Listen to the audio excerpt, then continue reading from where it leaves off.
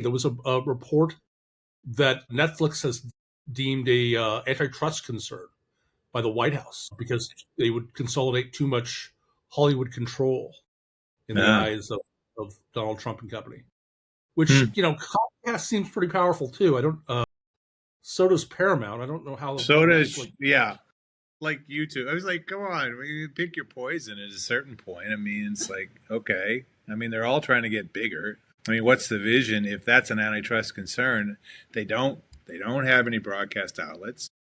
They don't have any cable networks, and they apparently don't want the cable networks. They would just have some production studios and more of HBO Max, and I guess HBO, but whatever. I mean, it's that emerged from Richard Greenfield. He was on, I think, CNBC last week talking about, it's been viewed as a slam dunk for the team Ellison and Paramount. But right, it's grease. That's what Laura Martin was saying. We quoted last week.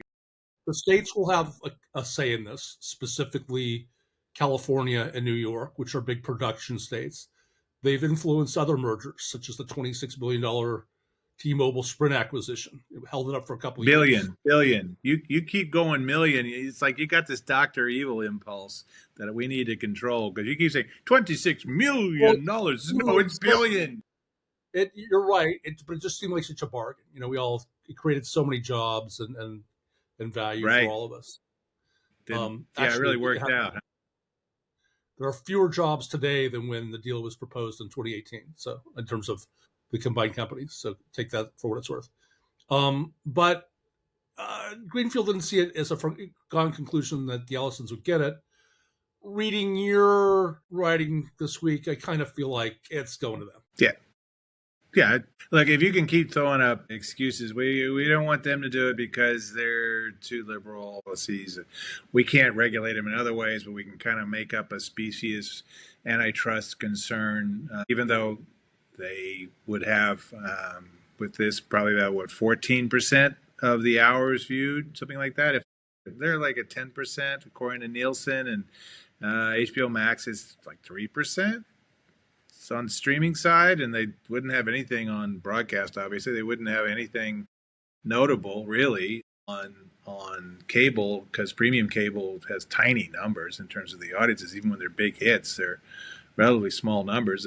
There's lots of options to get your stuff elsewhere. I think that's a pretty tough case to make.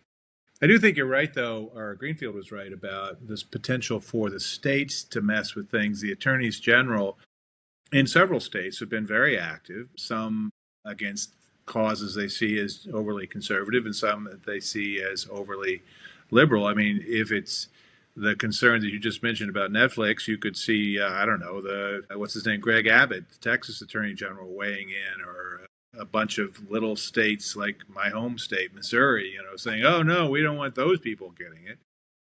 And then it becomes a sort of a war of attrition in the courts, right? So I'll just qualify this with saying the New York Post is the only place I saw this. So it's what Rupert said. It's really what Rupert said.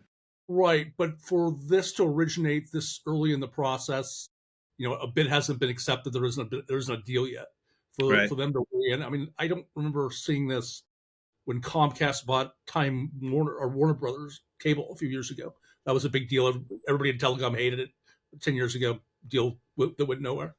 How often does that happen in big bidding situations that the president weighs in right off the bat? It seems a little interesting to me. It's a little preemptive. It's definitely, I wouldn't call it a trial balloon, but a trial, a shooting down of a balloon.